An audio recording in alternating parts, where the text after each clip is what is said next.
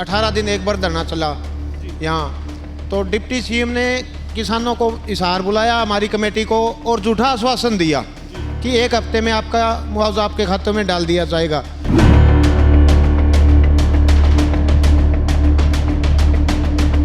दो महीने वेट करने के बाद फिर 65 दिन धरना चला। फिर डिप्टी स्पीकर रणबीर गंगवा ने किसानों को बुलाकर कहा कि मैं आपकी किसानों के बीच यहाँ, इवन हमारा धरना चौकी में भी चला था, चौकी में आकर उन्होंने ये कहा कि मैं 1 हफ्ते का टाइम कह रहा हूँ, आप 10 दिन का मानो मैक्सिमम। किसानों ने बड़ा दिल दिखाते हुए 1 महीने का टाइम दे दिया।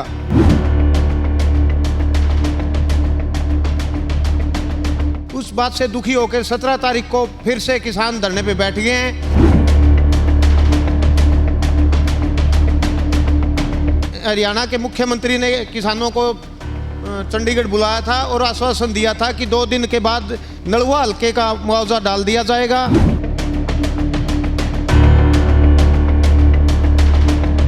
कितने एकड़ के जमींदार हैं? 8 एकड़ का। 8 एकड़ का। कितना नुकसान हुआ? नुकसान सारा 80% हो गया अभी। और ये 3 साल लगातार नुकसान हुआ है। 20 और 21 और 22 में भी फसल जो है वो नुकसान हुआ है।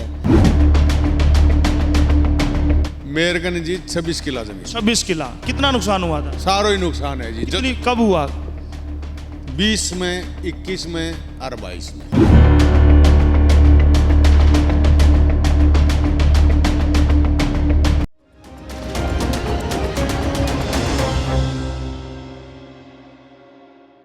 नमस्कार, स्वागत है आपका हरियाणा आज पर। हरियाणा आज आदमपुर उपचुनाव को लगातार कवर कर रहा है।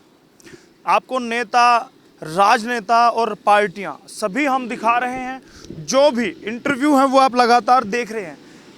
लेकिन चुनाव से इतर भी एक मामला है जो आदमपुर में घटित हो रहा है। आपको मैं दिखा दूं कि मैं बालसमंद में हूं और तहसील के बिल्कुल सामने हूं, और आप देख रहे होंगे कुछ लोग यहाँ पर बैठे हैं, या यूं कहा जाए कि ये किसान है और यहाँ धरने पर है। धरने पर क्यों है? आपने खबरों के माध्यम से देखा होगा।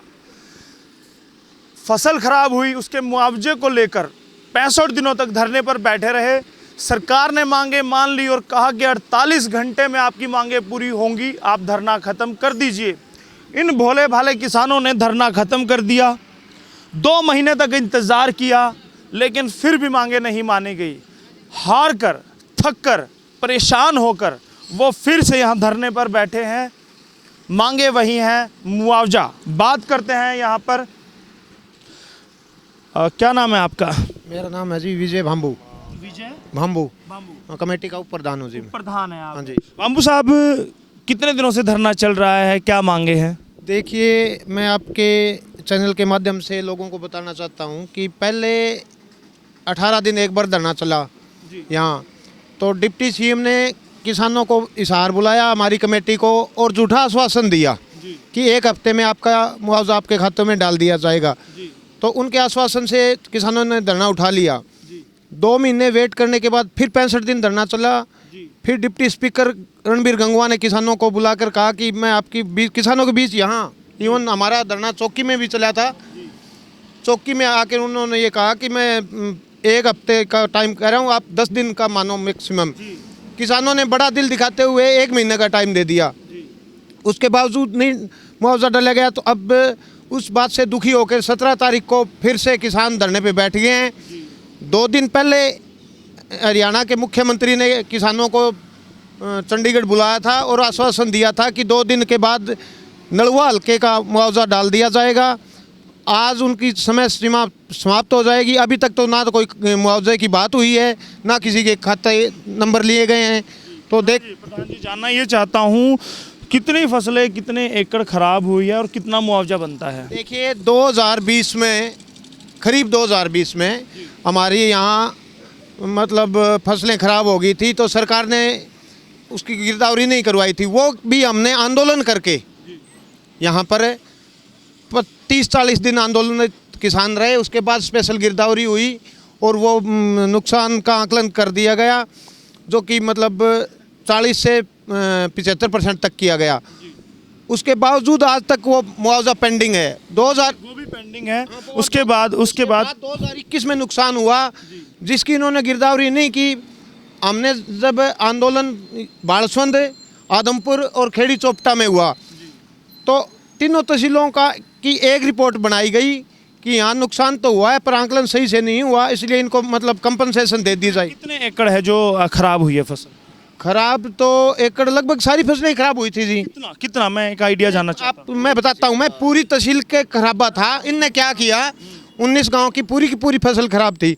इनने मुआवजा देने में भी मतलब अपनी दोगली नीति अपनाई। इन्होंने जो इंश्योर्ड किसान थे, बीमित और गैर बीमित, 2 कैटेगरी बना दी। तो जो अब जो मुआवजा दे रहे हैं वो केवल ये गैर बीमित किसान को दे रहे हैं, वो भी मतलब 5 एकड़ का। मतलब बीमित को तो कहते हैं बीमा कंपनी देगी और गैर बीमित को सरकार देगी, और वो भी 5 एकड़, चाहे उसके 50 हैं चाहे उसके 20 हैं, 5 का मिलेगा। ऐसा क्यों? अब तो वो सरकार ही बताया जी, ये किसानों के साथ अनदेखी हो रही है किसानों की। आपके पास जो धरनागत किसान है जिनके नुकसान हुए वो कितने एकड़ के किसान हैं यहाँ? यहाँ देखिए जी, यहाँ 1, 2, 5, 10 एकड़ से लेके 50-100 किलो तक के जमींदार हैं। नुकसान तो देखो सबका होता है जी, बड़ा जमींदार है उसके ज़्यादा नुकसान है, छोटा जमींदार, सभी को लाभ मिलना चाहिए। क्या आपका जो धरना है ये किसी बैनर के नीचे है, जैसे भारतीय किसान यूनियन है, किसी और संगठन के बैनर के नीचे? ये हमारा बाड़सवंद किसान संघर्ष समिति के नाम से है हमारी, और जिसमें पूरे संयुक्त मोर्चा और तमाम किसान संगठनों का हमें समर्थन है। उनका समर्थन है? हाँ जी, वो लोग आते रहते हैं यहाँ पे? जो पिछले दिनों 65 दिन धरना चला था उसमें सभी हरियाणा से और यहाँ तक कि यूपी से भी और पंजाब से भी लोग आके उन्होंने हमें किसान। अगर संख्या में बात की जाए तो धरने पर कितने लोगों की संख्या रहती है? अमूमन अभी 3-4 दिन से ही हमने सांकेतिक धरना चलाया है, तो क्योंकि फसली सीजन है उस करके अगर 2-4 दिन में सरकार हमारी मांगे मान लेती है तो कोई दिक्कत नहीं।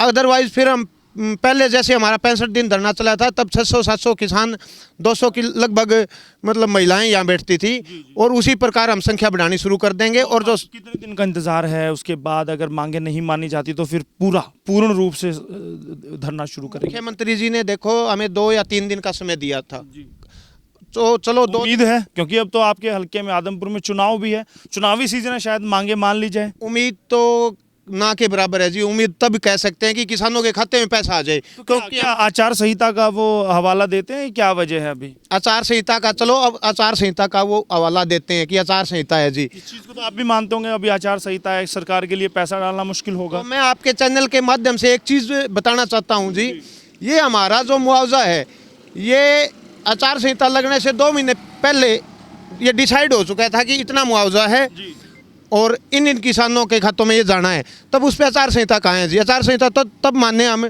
जब भाई आचार संहिता के दौरान हमारा घोषित हो चुका है, बस वो डालना बाकी था, डल सकता था आचार संहिता के आड़े। चलिए, अब ये बातें हुई, आपके साथ क्या हुआ और क्या होना चाहिए। आदमपुर उपचुनाव है, किस तरह का प्रभाव ये 600 किसान या 600 परिवार डालने वाले हैं? देखिए, दरअसल हमारा जो संगठन जो धरना वो गैर राजनीतिक रहा है। अगर हम सरकार को चेताना ज़रूर चाहते हैं, अगर उन्होंने किसानों की अनदेखी करी तो उनके लिए भारी पड़ेगी। तो किसके साथ जाने वाले हैं किसान सभी? देखिए, इसके लिए हमको भी कोई राजनीतिक बात चैनल के माध्यम से हम नहीं करते, सरकार के खिलाफ जाएंगे। सरकार के खिलाफ जाएंगे, चाहे वो किसी पार्टी पर जाए या नोटा पर जाए? हाँ, सरकार के खिलाफ जाएंगे और सरकार को हराने का काम करेंगे अगर किसानों की अनदेखी हुई जी। मतलब 2 तारीख तक का अल्टीमेटम मान लिया जाए सरकार की? 2 का, या मान लो जी बस 2 दिन का उन्होंने कहा, 1 या 2 दिन दीपावली तक हम करते हैं। त्योहार के बाद हम बड़ा धरना यहाँ शुरू कर देंगे और वो सरकार के लिए मतलब गले की फांस बन जाएगा। चलिए, देखिए, प्रधान जी थे, अक्सर मीडिया पर ये भी आरोप लगते हैं कि वो जो फ्रंट लाइन के होते हैं, नेता हैं या प्रधान हैं, उनकी लेते हैं, जो बाकी हैं उसको छोड़ देते हैं, किसानों से बात करते हैं। जी, क्या नाम है आपका, कहाँ से हैं? सजन कुमार जी, गांव किरतान जी। किरतान? हाँ जी। कितने एकड़ के जमींदार हैं? 8 एकड़ का। 8 एकड़ का। कितना नुकसान हुआ आपका? नुकसान सारा 80% हो गया जी। 80% नुकसान है। तो अब चाहते हैं मुआवजा मिले? हाँ जी। मुआवजा नहीं मिलता तो धरने पर बैठे रहेंगे? बैठे जी, पहले बैठे बैठ गया जी। हाँ जी। जी। परिवार की महिलाएं भी आकर बैठती हैं? आती है जी, ये तो खेत में लग रही है, काम निपटा रहे हैं। देखिए, यहाँ पर एक सिस्टम बनाया गया है कि कुछ लोग धरने पर आएंगे, कुछ खेत का काम संभालेंगे, क्योंकि अभी वक्त है फसल का, चुगाई का काम चल रहा है, उसको छोड़कर भी आप धरने पर बैठे हैं, मजबूर हैं बैठने के लिए? हाँ जी, मैं गांव बास्टा से हूँ, नाम मेरा उमदास सिंह है और ये 3 साल लगातार नुकसान होया है। 20 और 21 और 22 में भी फसल जो है वो नुकसान ही होया है। ये सावनी की फसल में तो बहुत क्या सरकार आंखें मूंद कर बैठी रहती है? सरकार हमें किसान ही नहीं मानती। बोले खेता में ला रहे हैं किसान तो, और बोले ये बैठे हैं ये किसानी को नहीं मानना है वो। आपके लिए भी कहते हैं वो तो वहाँ जो जिन्होंने बॉर्डर पे धरना दिया था उनके लिए कहा गया ना। लेकिन माने किसान तो कौन मानना है, लेकिन ये बुरे लोग किसी की 2 एकड़ जमीन है तो होता होगा, हो सकता है कि हो सकता है आप लोग भी फॉर्च्यूनर में आते हो इसलिए किसान ना मान। की मोटरसाइकिल पर पैरा चाल गया है जी।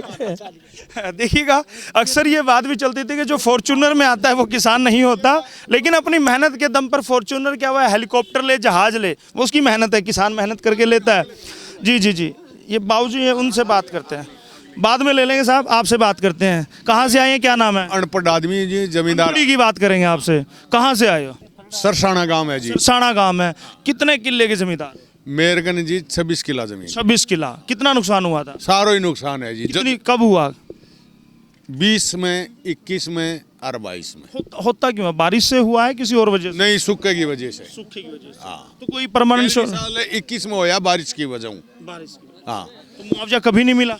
कभी नहीं मिला जी। तो क्या कहते हैं तहसीलदार, क्या कहते हैं पटवारी, क्या कहते हैं? कुछ ही कौन कहें जी, ये तो सरकार का है। सरकार। हाँ, तो सरकार से लड़ाई है। हाँ, ये सरकारों लड़ाई है जी। देखिएगा आर पार करने के मूड में आ गए हैं। एक और सज्जन है, उनसे भी बात करते हैं। क्या नाम है, कहाँ से आए हैं साहब? मैं बालसम किसान संघर्ष समिति के कमेटी के वरिष्ठ सदस्य जी। गांव सरसाना मोहन मिठारवाड़।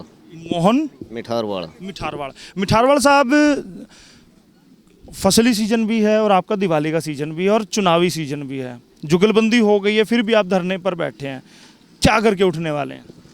देखो जी, हमारी मांगों को मान करके उठेंगे। अभी 2 दिन पहले सीएम साहब ने हमारे को चंडीगढ़ बुलाया था, हमारा डेलीगेट गया था 5-10 आदमियों का, उसमें मैं भी था।